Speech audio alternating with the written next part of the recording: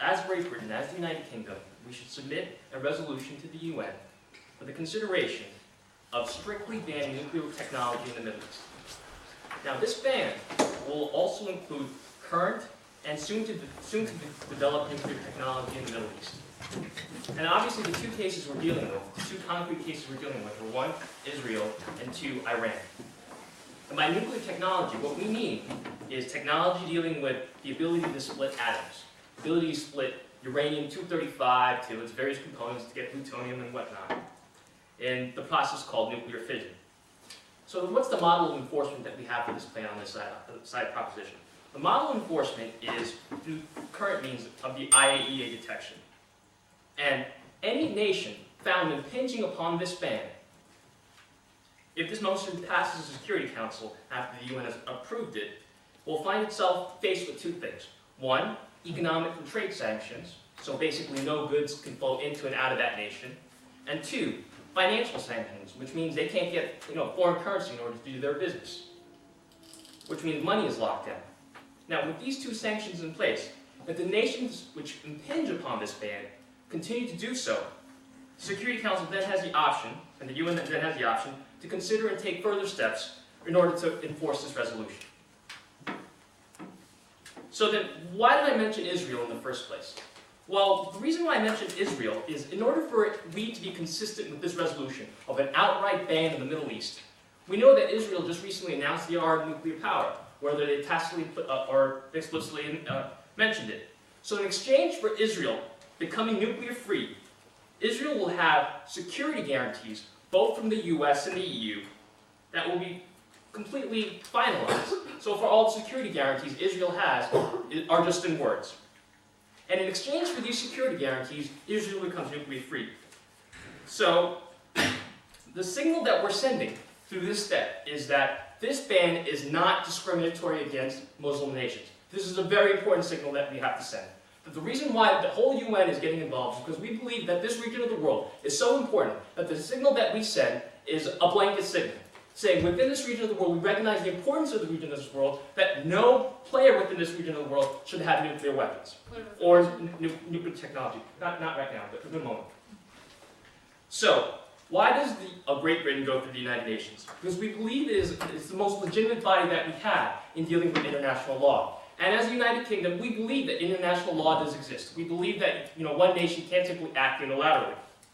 So we have this body, the United Nations, in order to deal with regional issues. So the question is, why an outright ban? This side of the House will give you 4 reasons, 4 areas of analysis on why we should have this outright ban. The way to think about this is that the first 2 reasons are very practical reasons. And the last 2 reasons are more philosophical and moral reasons. I'm going to talk about the first 2 reasons, and Andrew will talk about the last 2 reasons. My first reason, just briefly, is that the conversion from nuclear technology to weapons is easy. And my second reason is this idea of regional instability. Andrew's going to talk about these 2 other reasons. One, the harmful effects of nuclear energy to the environment. Even if you are looking for an alternative source of energy, money would be better spent actually looking for real forms of alternative sources of energy, not simply just using nuclear energy. Because we know that if you were simply to get nuclear energy, most of the reserves of uranium is found in Kazakhstan and Australia. And those reserves are only purported to last at most 50 years. So even if you did develop nuclear technology, you would still find yourself in the same pickle. So in order to get yourself really out of this pickle, you should clearly invest your technology and your energies into things that would truly get you out of the pickle of long-term energy solutions. On that point. Are you aware that this UN resolution that you're proposing, a similar one has already passed through the UN and was flouted by both Israel and Iran? Okay. But obviously we should, the reason why this resolution is, well, if it's flouted, it doesn't necessarily make it wrong or right. What we're asking is, based on these 4 reasons, the judges in this House should consider whether or not this makes sense. Sure, it can be flouted, but with pressure and with outside, opinions do change over time. Simply because that's the status quo doesn't mean we should simply accept it and say, look, things are never going to change. Under that reasoning, then, we should just let Iran continue developing its nuclear weapons. Under that reasoning, we should let Israel, keep its nuclear weapons. But the point is, we came together as a House to ask ourselves, what could be better? What makes more sense? What could lead to a more peaceful Middle East? So moving on, And the last point that Andrew's going to talk about is this whole idea of the moral argument against nuclear weapons, the philosophical basis of it.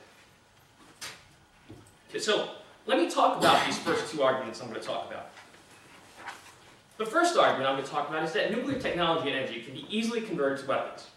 I'm going to give you three areas of reasons, three areas of analysis why this is true.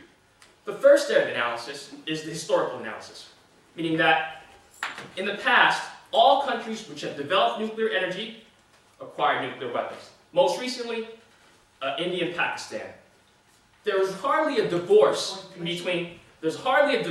between acquiring nuclear energy and acquiring nuclear weapons. Why?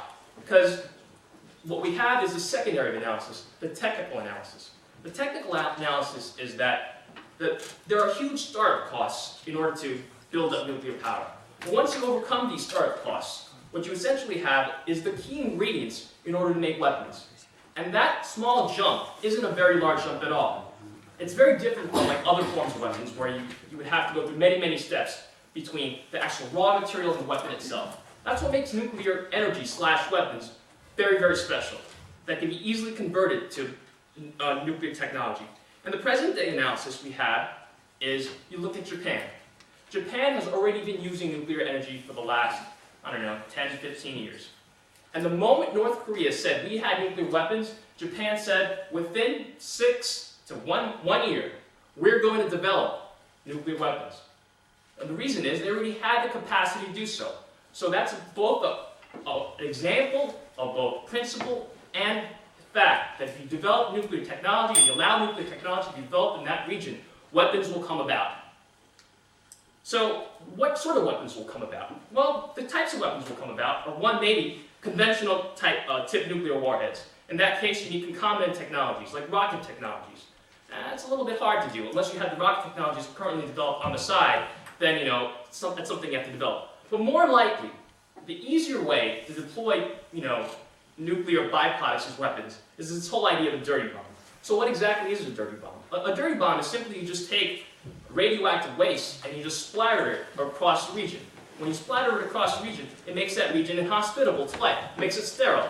It causes terror, causes panic, and basically it's a poor man's nuclear device. So those are the two areas of analysis I've given you on why nuclear energy tends to lead to nuclear weapons. So now let's look at this, my second argument, that weapons are bad in this region, especially because this region is filled with instability. Now, where does this instability come from? Well, this instability comes from lots of areas. The first one, just right off the bat, is the rhetoric. The rhetoric in this region is extremely unstable. Ahmadinejad of Iran has constantly said, over and over again, whether he means it or not, or whether these are words or not, he says, Israel must be wiped off the map. Whether he's saying this simply to just build popular support in Iran, I really don't know. I'm not in the mind of Ahmadinejad, though I'm kind of dressed like him. What I'm saying is, with this kind of rhetoric, what sort of actions can we possibly expect? So, now let's say for a moment, it's just simply talk. He's just talking in order to get on the press, he wants to be on the newspaper, he wants to have a voice on the world stage. Well, the other reason why nuclear weapons lead to instability in this region is this idea that MAD, this theory of mutual assured destruction, doesn't hold in this region. Now, what is this theory of mutual assured destruction? Now, this theory comes from game theory. Now, I'm not saying I'm an expert in nuclear technology or nuclear weapons, but from what I understand is, the way MAD works is, if you have nuclear weapons, it kind of buys you peace under a group of certain conditions. The way it buys you peace is, your opponent knows you have nuclear weapons, your opponent knows you can use these nuclear weapons to hurt the person, and under some sort of rational exchange, you realize that if I use these nuclear weapons, I'm going to get hurt in the process, and therefore, I'm not going to use them. But in order for this MAD theory to work, there's a couple things that need to happen, which aren't happening in the Middle East. One, communications has to work, meaning there needs to be communication between Iran and Israel. In the Cuban Missile Crisis, there was constant communication between President Kennedy and Khrushchev, saying, look, if there's a mistake, let me call you and make sure that we really didn't mean that. We really didn't mean, to bomb Cuba. We really didn't mean to, put those missiles in Cuba in order to set them off to Florida. We don't have that kind of communication in Israel. I'm sorry? Oh, could I just go for a little bit longer? Just 10 seconds? All right, sorry about that.